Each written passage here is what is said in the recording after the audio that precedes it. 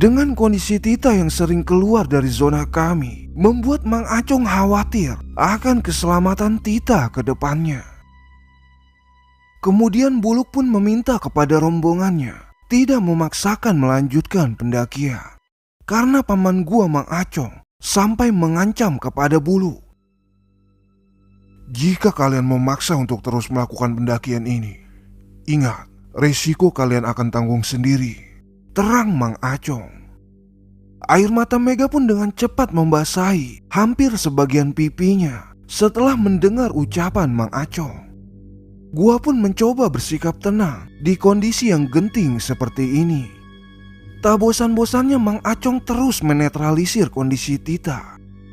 Mela seakan berharap penuh kepada Mang Acong di pendakiannya kali ini. Buluk terdengar meminta Tita untuk tidak putus mengucap istighfar. Sementara Abdul Baihaqi mulai peka dengan kondisi yang kami semua alami. Kali ini dia lebih percaya apa yang sebelumnya udah gue pikirin. Kami pun sepakat untuk turun dini hari nanti, menunggu kondisi Tita normal kembali. Packing dan packaging pun segera kami lakukan di tengah menunggu kondisi Tita yang perlahan mulai membaik. Akan tetapi, makhluk halus tidak semudah itu melepas kami semua.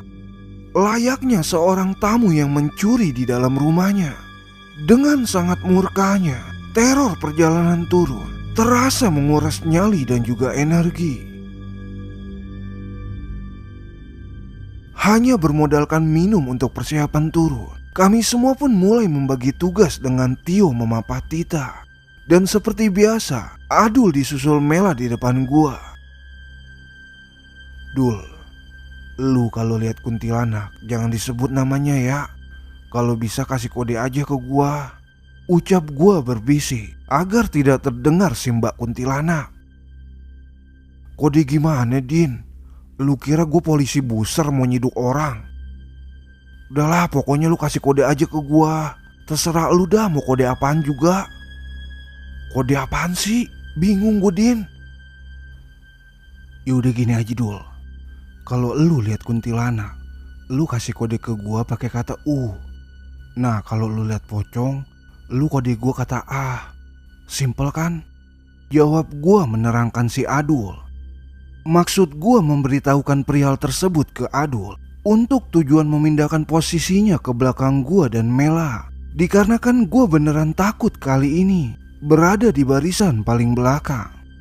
Dengan sangat terpaksa, Adul pun menerima apa yang gue pinta dan menempati posisi gue di barisan paling belakang. Di lain cerita, gue ingin membicarakan perihal tim BTS ke Mela dan memberitahu penyebab semua teror ini ke Mela. Kenapa sih lu lebih milih melanjutkan BTS daripada semua ucapan gue? Tanya gue ke Mela. Sahut Abdul Baihaqi. Tiba-tiba Adul dengan cepat memberikan kode yang udah gue bicarakan sebelumnya. Ada apa, Dul?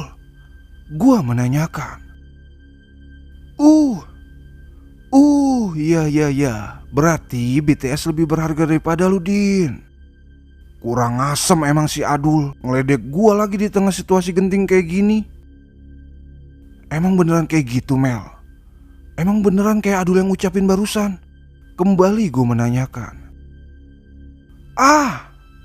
Segera gue menoleh ke arah Adul tanpa pertanyaan yang gue tuju ke dirinya.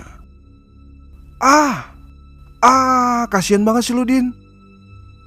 Dengan sabarnya, gue pun menahan rasa kesal akibat candaan Adul terhadap pertanyaan serius gue ke Mela. Terdengar kembali Adul memberikan kode tersebut. Akan tetapi hanya menambahkan rasa kesal gua terhadapnya.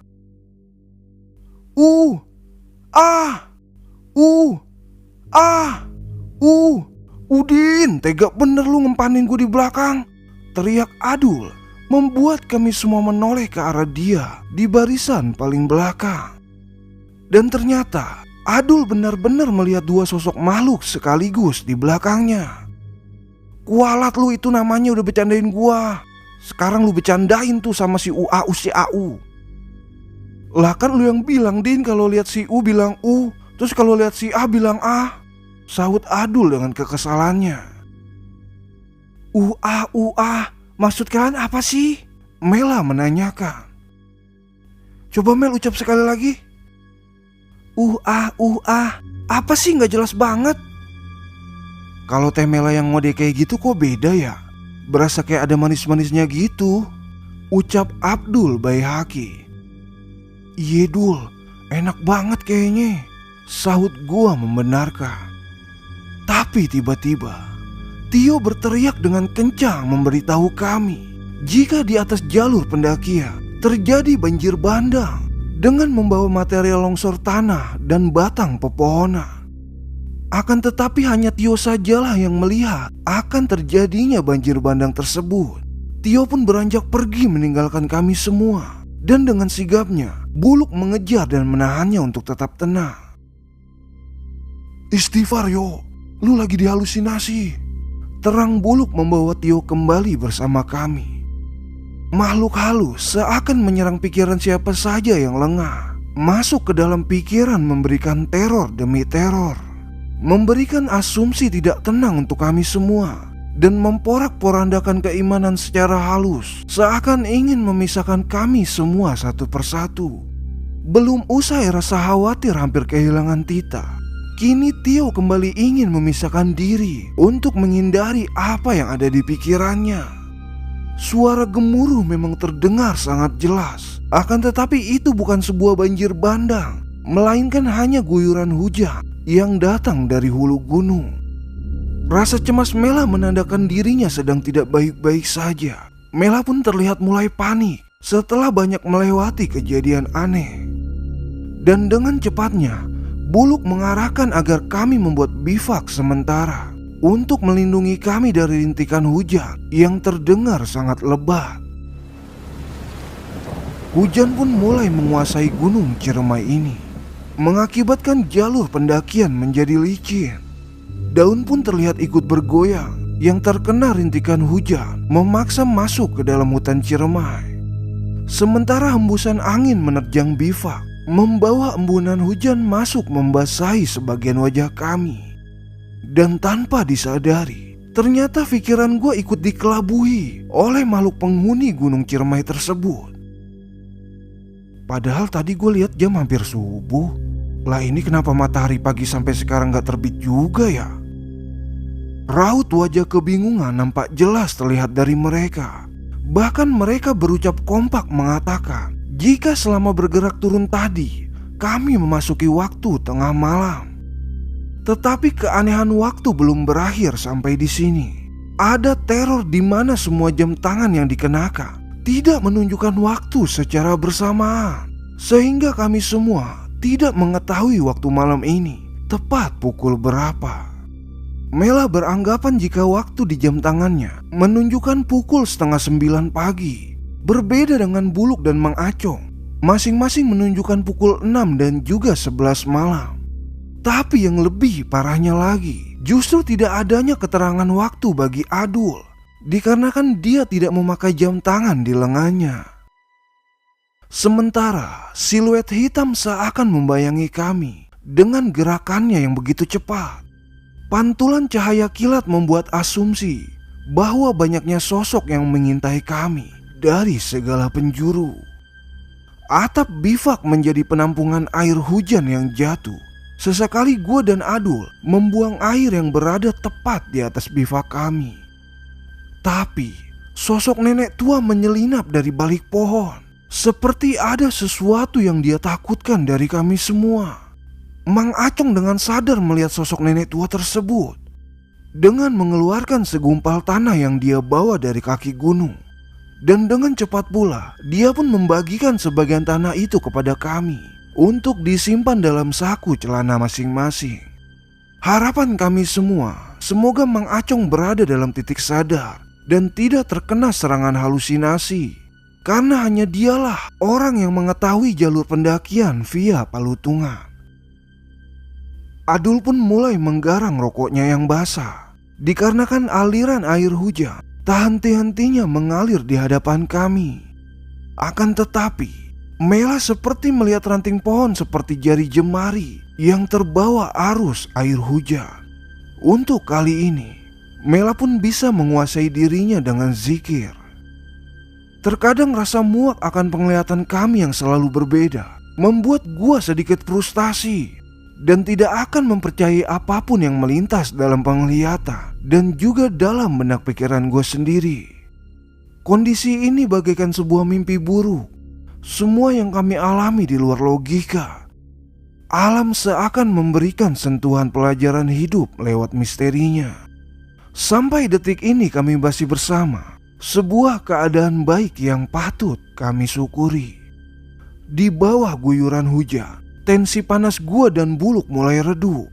Dengan seiring berjalannya waktu, kami melewati semuanya bersama-sama. Terlihat 3 burung kecil berlindung beratapan daun di dahan pohon dari guyuran hujan, menyentuh hati dan pikiran kami. Mereka seakan saling menjaga satu sama lainnya dari dinginnya malam. Raut wajah Tim satu persatu pun gua tatap dengan senyuman. Mang Acong pun dengan sabar menjaga kami agar selalu bersama dalam pendakian. Secara tanpa gua sadari, ternyata Mang Acong sudah memberikan pelajaran akan pentingnya sebuah teman. Rela membuang rasa egoisnya untuk ikut melanjutkan perjalanan ini demi kebahagiaan liburan keponakannya. Dan tanpa gue sadari juga, Abdul Baihaqi selalu memberikan hiburan tersendiri di tengah teror yang gue alami. Dan tanpa gue sadari juga, ternyata Mela selalu ingat untuk mengajak gue melakukan pendakian meski jalannya terkesan sembunyi-sembunyi. Mungkin Mega dan Yoga berharap pendakian ini akan berjalan dengan keindahan di puncak. Tetapi teror keangkaran Gunung Ciremai memudarkan harapan indahnya. Tapi meski begitu, Mega dan Yoga tidak menyerah dan terus berjalan beriringan tanpa rasa lelah. Memang petaka ini ada kaitannya dengan Tita dan Tio. Akan tetapi naluri kemanusiaan harus tetap gue jaga untuk saling menjaga dan melindungi. Manusia memang tidak sepenuhnya bisa menghakimi kesalahan manusia lainnya. Gue hanya bisa berharap Sang Holik bisa memberi pelajaran untuk kesalahan mereka, agar lebih bisa menghargai etika hidup dan mengubah hidupnya kembali ke jalan yang lebih baik lagi. Dan tanpa gue sadari, hati kecil Buluk ternyata ingin membuat wadah pendakian bukan sekedar ajang hobi, melainkan untuk menciptakan sebuah kekeluargaan. Karena hanya dengan kekeluargaanlah mereka bisa menciptakan keharmonisan dan juga menyingkirkan keegoisan, agar terhindar dari tindakan yang bisa merugikan satu dengan yang lainnya. Hujan tak kunjung reda mengguyur malam di Ciremai, membangkitkan sebuah kenangan santai ngopi di rumah. Rasa jenuh menanti hujan reda membuat Adul sedikit merasakan kantuk yang sesekali dia menguap, membuka mulutnya seperti hewan kudanil. Dengan cekatan Mela pun membuat kopi penunggu hujan yang entah kapan berhenti menjatuhkan butiran-butiran airnya, menyatukan semua karakter kepribadian melalui kehangatan sebuah kopi. Singkong goreng yang dibawa Mang Acong dengan kreatif Mega panaskan kembali dan menyulapnya menjadi kenikmatan tersendiri untuk kami. "Nikmat apa lagi yang kau dustakan, Markona?" ucap Abdul Baihaqi. Cemilan malam yang entah pukul berapa sekarang sedikit melupakan kejadian teror demi teror yang telah dilalui. Di tengah lebatnya guyuran hujan, diikuti angin sampai menusuk tubuh bagian dalam, rasa kekeluargaan mulai terbentuk di antara kami. Akan tetapi Mega tersungkur jatuh tak sadarkan diri. Keadaan ini pun mulai kembali gaduh. Banyak kejadian yang tidak kami pahami akan penyebabnya. Dan untuk kesekian kalinya, kami harus kembali menunda perjalanan turun, berharap semuanya bisa kembali normal dan kembali pulang dengan selamat. "Si Mega kenapa?" tanya Mela dengan perasaan bingungnya. "Keselak singkong kali," ujar Adul. Tapi di tengah sibuknya kami menyadarkan Mega dari pingsannya, tiba-tiba terdengar suara perempuan tua yang sedang menertawakan kondisi kami.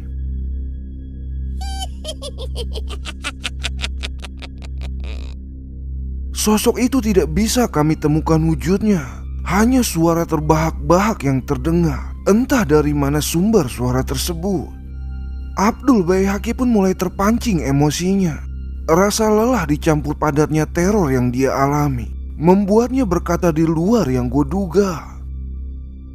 "Sumpah kagak lucu, norak banget lu," ucap Adul dengan kondisi emosionalnya. "Iya norak banget, ketawanya fals aja dibanggain," ucap gue yang mulai jenuh dengan keadaan teror tersebut. Ternyata bukan cuma gue sama Adul aja yang mulai terpancing emosi. Yoga pun juga mulai terpancing emosinya di tengah keadaan yang membuat kami sedih akan kebingungan semua ini. "Salah kami apa? Kenapa kalian selalu mengganggu kami semua?" ujar Yoga lantang teriak dengan kesedihannya. "Seandainya kalian tahu kesalahan itu, mungkin situasi seperti ini akan menjadi lebih parah lagi, memperburuk keadaan dan hanya menghakimi satu dengan yang lainnya. Akan tetapi dengan keterpaksaan, gua pun menyimpan semua rahasia Tio dan Tita, sedangkan gua tidak kenal dengan mereka sebelumnya. Keadaan membuat gua harus dewasa untuk menyimpulkan masalah demi masalah." "Iye, salah gue apaan sih? Tega banget kalian sampai robekin celana gue," teriak Adul entah kepada siapa. "Lu orangnya serba salah, Dul," jawab gua. "Iye, emang bener gue orang yang selalu disalahin. Gunung meletus aja salah gue. Bahan bakar naiknya salah gue. Apa karena gue pakai sepatu sekolah kali ya? Kalian pada tega bikin robek celana gue," ucap Adul mulai ngawur. "Istighfar Dul," pinta Mela kepada Adul. Akan tetapi bukan jawaban yang Adul dapatkan, melainkan hanya suara tertawa perempuan tua yang terdengar lebih kencang di telinga.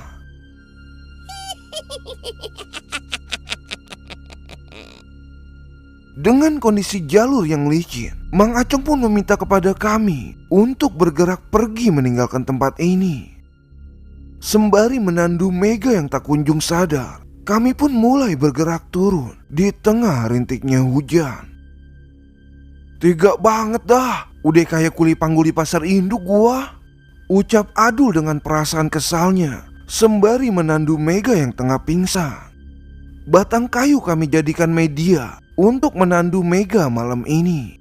Dengan posisi 4 orang yang menandunya, membuat kami sedikit lebih ringan membawa turun Mega keluar dari perut hutan Gunung Ciremai ini. "Lain kali kalau mau nyeli gue entu yang enakan dikit, Din," ucap Adul. "Berisik lu, Dul, banyak banget yang lu omongin dah," jawab gua sedikit ketus. "Kenapa jadi berat banget gini sih ah? Kayaknya tadi gak seberat ini dah." Namun gua mencuekan ucapan Adul. Gua pun memilih diam dan fokus ke Buluk dan Yoga yang serius menandu Mega di posisi depan. "Astagfirullah, pantes aja berat banget. Lah si Udin cuma nempelin doang. Ini mah sama aja gue gotong nih orang sendirian di posisi belakang." Kembali Adul ngoceh dengan perasaan kesalnya.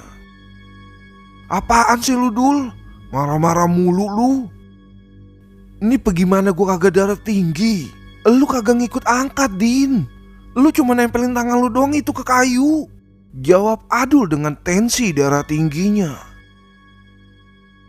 Dan tidak terasa, dengan rasa lelah dan seringnya kami berhenti, akhirnya kami pun sampai di pos 1 Cigowong.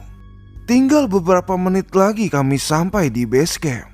Akan tetapi rasa lelah yang dirasakan membuat kami untuk kembali beristirahat sembari menyadarkan Mega dari pingsannya. Kami mulai kembali membuka sisa logistik yang kami bawa. Buluk pun mulai terlihat serba salah kala itu, mencoba berdiskusi dengan Mang Acong, menanyakan sesuatu yang membuatnya bingung harus berbuat apa. Adul pun mulai membuka sepatunya yang robek, meluruskan kedua kakinya untuk sekedar menenangkan pikiran sembari memulihkan sisa tenaganya. Udah sepatu satu-satunya buat sekolah, pakai acara jebol lagi, ujar Adul yang membuat gue menoleh ke arahnya. Sekolah di warung pojok aja laganya pakai sepatu, Dul, jawab gue ke Adul. Sementara kebingungan Mela membuatnya bertanya-tanya tentang pingsannya Mega, yang sedangkan kami semua tidak mengetahui penyebab itu semua. Entah itu memang faktor kelelahan atau ada sangkut pautnya dengan makhluk halus. Udah tahu kalau pala pusing karena kurang darah, ini malah nyalain demit. Udin banget dah tuh emang, ucap Adul meledek. Memang ucapan Adul hanya untuk menghibur kami yang kala itu sedang tertuju dengan kondisi Mega. Dengan perasaan kesal, gue pun melihat Tita dan Tio yang terus menyadarkan Mega. Jika bukan karena ulah mereka, mungkin kami tidak menemui gangguan seperti ini. Manusia memang sumber masalah untuk manusia lainnya, dan menyalahkan sesuatu yang sudah terjadi hanyalah memperburuk keadaan saja. Keinginan satu-satunya, kami semua harus turun dengan selamat tanpa adanya gangguan yang mengikuti sampai ke rumah. Alam tidak akan berbuat semena-mena jika keimanan kami tetap konsisten pada titiknya. Pendakian bukan suatu ajang penasaran akan aktivitas mendakinya, melainkan suatu perjalanan spiritual mengenai mental, keimanan dan kekuatan fisik kita untuk melewati suatu proses pendakian. Kita harus menjaga pikiran dan tingkah laku kita dimanapun kita berada. Hawa nafsu akan membawa kita ke sesuatu yang dapat merugikan kita dan juga banyaknya orang. Dengan introspeksi terhadap diri gue sendiri, perlahan rasa kesal gue ke Tita dan Tio berubah menjadi rasa peduli akan keselamatan mereka ke depannya. Meski sebentar lagi kami sampai di bibir hutan, firasat gue seperti berucap akan adanya teror ke depannya. Entah itu di pendakian lain atau di rumah kediaman mereka. Mang Acong pun mulai menekan titik urat ibu jari dari kedua kaki Mega. Perlahan Mega pun mulai terlihat bergerak. Akan tetapi rasa sakit pada kedua lutut gue mulai membuat gue meringis. Mang Acong yang menyadari akan hal itu, segera dia menyadarkan Mega terlebih dahulu. Seperti ada perpindahan energi dari Mega ke gua. Memang di pos 1 Cigowong, pikiran gua sedikit melamun yang memikirkan kesalahan Tio dan Tita, sehingga gua tidak fokus akan keselamatan diri gua sendiri. Gua terlalu fokus dengan keselamatan mereka.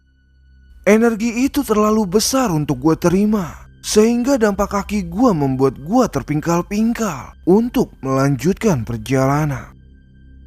Kami pun mulai melihat kembali jam tangan yang kami kenakan, mencoba menyesuaikan waktu yang semenjak tadi terlihat berbeda-beda. Pukul 4:30 dini hari menjadi waktu turun yang real dengan keadaan sebenarnya.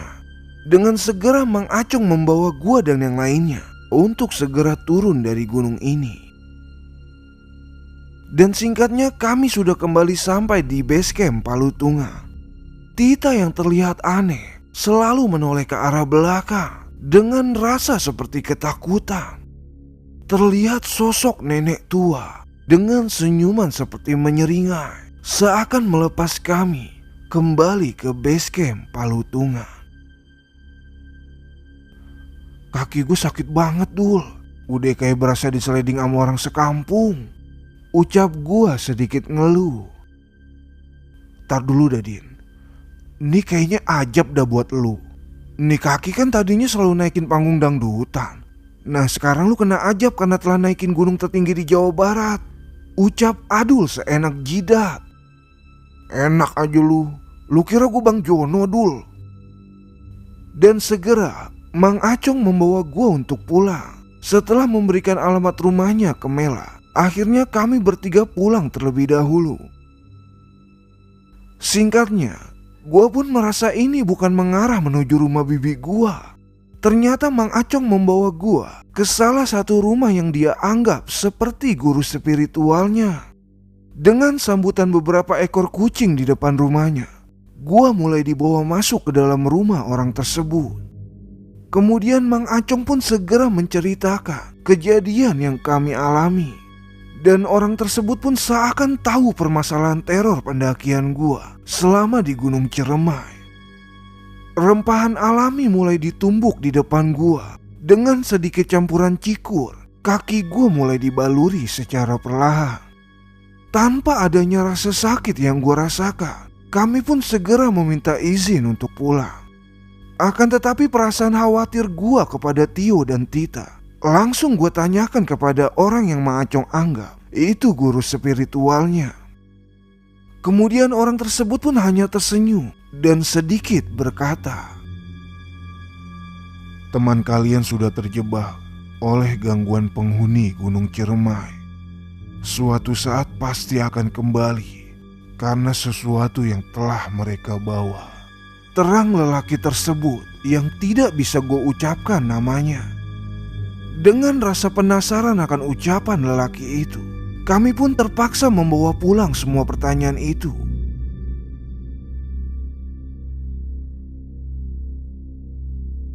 Singkatnya 2 hari memulihkan kaki di rumah bibi gua. Kehadiran Mela dan timnya pun tak kunjung juga datang. Gua dan Adul pun lantas memutuskan untuk pulang. Dengan diantarnya kami berdua sampai terminal, bibi dan paman gua Mang Acong melepas kepulangan gua kembali ke Tangerang. Dengan penuh percaya diri, Adul melangkahkan kakinya memakai sendal jepit menaiki bus jurusan ke Tangerang.